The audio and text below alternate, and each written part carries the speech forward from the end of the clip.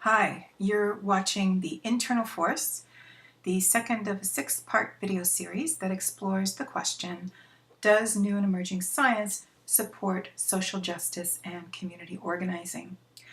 I'm Zainab Amadahi, author of Wielding the Force, The Science of Social Justice, which comes with the warning that this book may cause an outbreak of healthy, sustainable communities.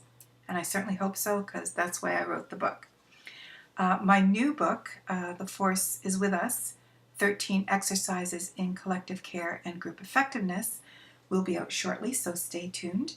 For more information, some of which is absolutely free, please check out my site at www.swallowsongs.com.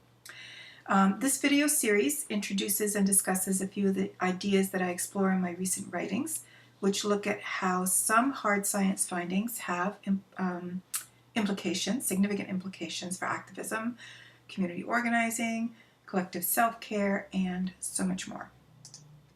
Today, we're going to answer the question that I left you with in the last video, true or false, the placebo effect only works when the illness is imagined. And rather than answer that question outright, I'd rather give you the opportunity to experience the answer so you'll have no doubts. And I have a couple of exercises that can help you do this. So with exercise 1, I'll just explain what I'd like you to do, and then you can pause the video and try it out. So what I'd like you to do is, first of all, close your eyes. Then I'd like you to recall a time in your life when you were feeling angry or fearful or grieving.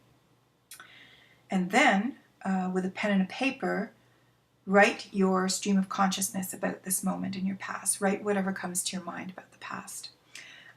Or, even better, if you can draw your thoughts and feelings about this moment, that would be great.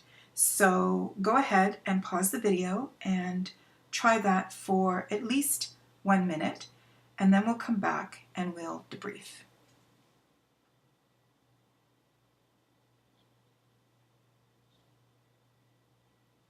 So now that you're back, let me apologize for having you recall what was probably an unpleasant memory, but I do have my reasons. Now that you've done that, though, I'd like you to reflect on, this experience of recalling this unpleasant moment in your life. And I want you to just focus on how your body felt. Just think about that for a second. Your body might even still feel that way. It probably does. So focus and remember and feel. Feel your body. How does it feel? Now, when I do this exercise in workshops, most people tell me that parts of their bodies felt constricted or tight or tense or even painful. People sometimes have talked about how they suppressed tears or they suppressed their desire to start crying. So clearly, negative thoughts and feelings from the past have a physical impact on your body. And what you experienced in the exercise, even if you weren't aware of it, was a stress reaction. And we'll talk about that in just a minute, but right now I'd like to correct the damage that we just did. So I'll explain the next exercise, and you can pause the tape and and you can do this exercise, but and trust me, damage has been done. Stress does cause damage. And what I'd like you to do this time, if you can just listen for a minute and then do the exercise. Again, close your eyes, take 4 deep breaths where the out breath is twice as long as the in breath. Feel your body relax and slow down. Take more breaths if you need to. Take as much time as you need to try and balance it out. And then recall a time in your life when you felt joyful or connected or loved or loving and basically at peace with yourself and with life. Try and recall that time. And even, recall, the up times, the exciting times, orgasmic times. If you have that to recall, go ahead and do that. And as before, draw or write your thoughts and feelings. And this time, focus on how your body feels. And when you're ready, when you feel relaxed and calm and peaceful, you can hit the play button and return to the video. So go ahead and do that now.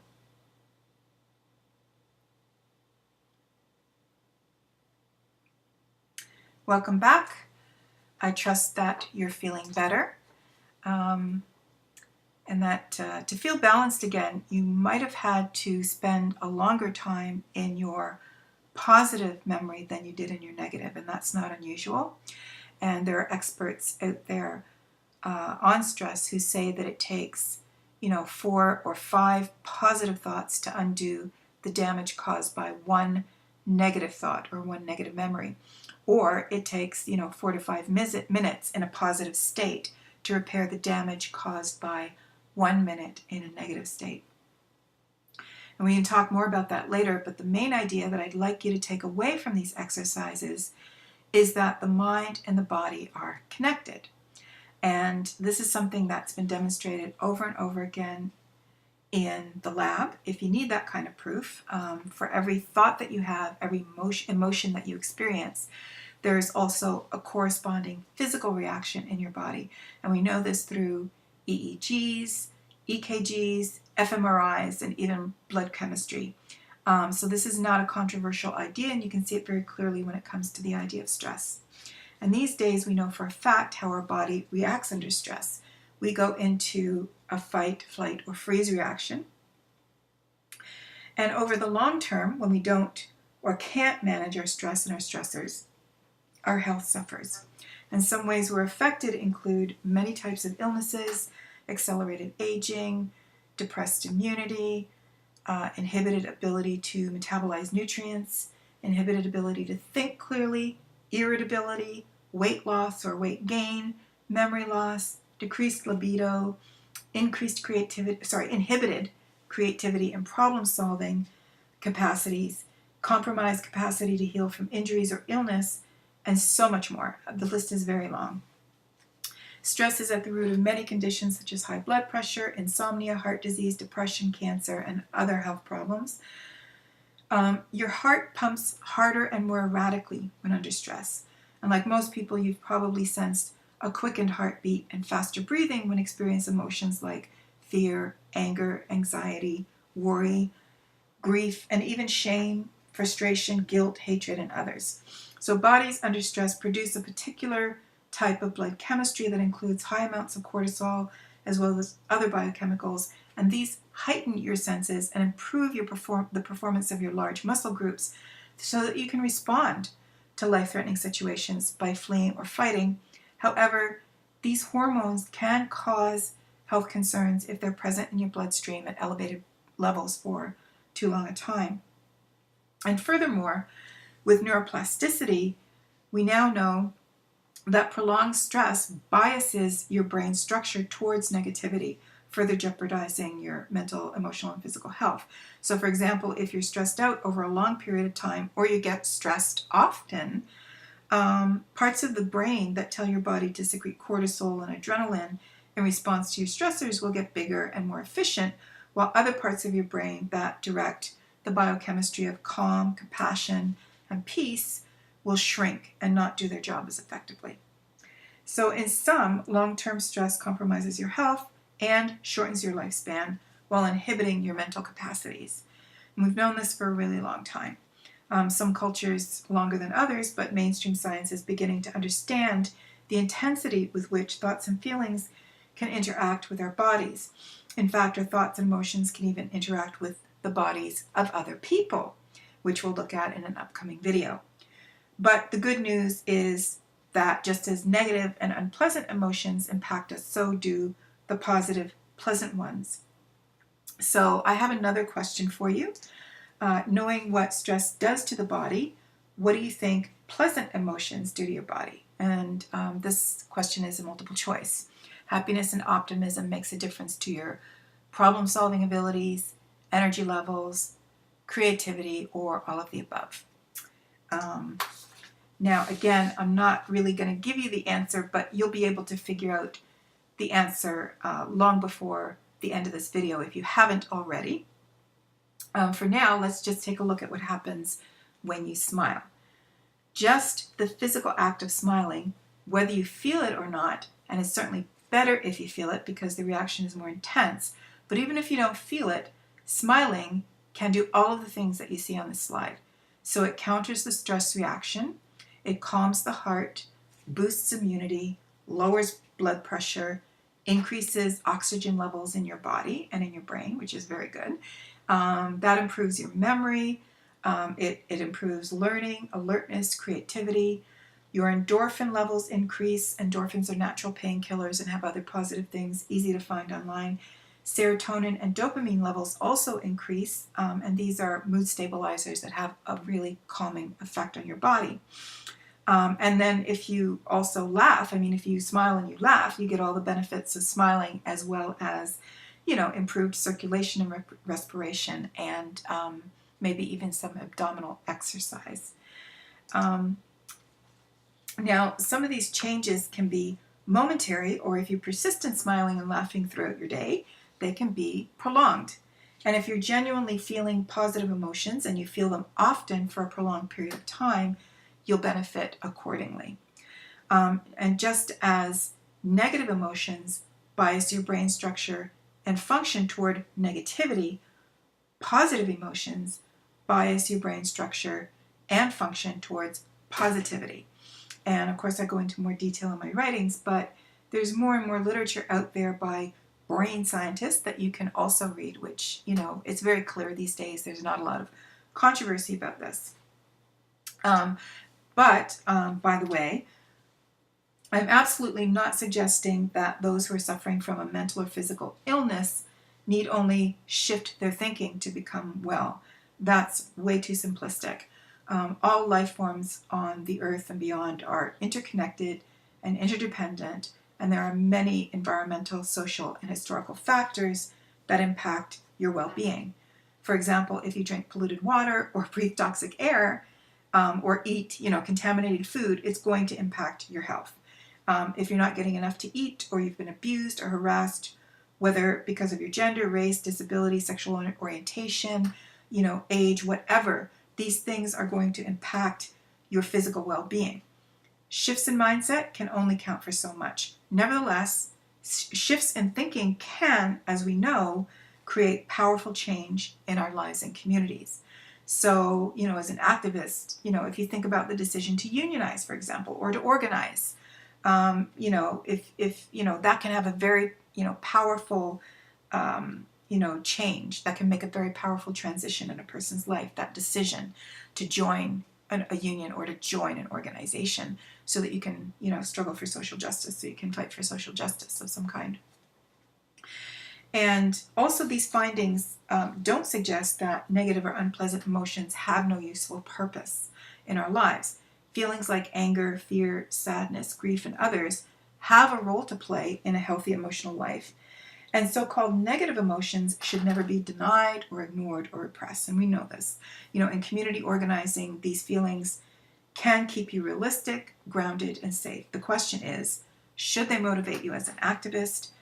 And that's a question we're going to get back to later in the series. But for now, let's consider that original question about placebo. True or false, the placebo effect only works when illness is imagined.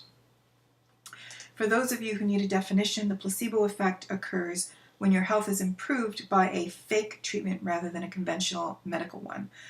For example, when a sugar pill or a salt solution, saline solution, or a fake surgery brings about the same or better results as the real drug or surgical procedure or treatment.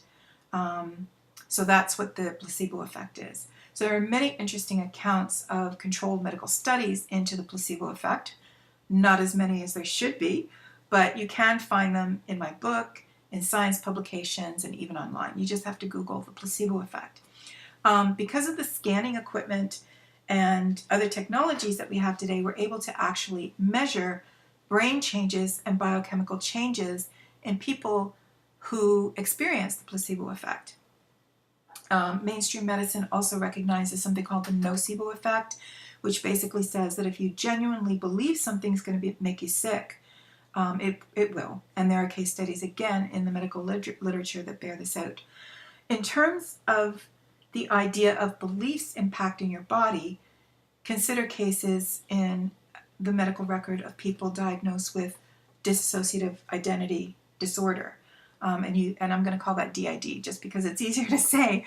But you've seen DID in films and on TV. You know, Gollum from The Lord of the Rings has DID. Norman Bates in Psycho suffers from DID.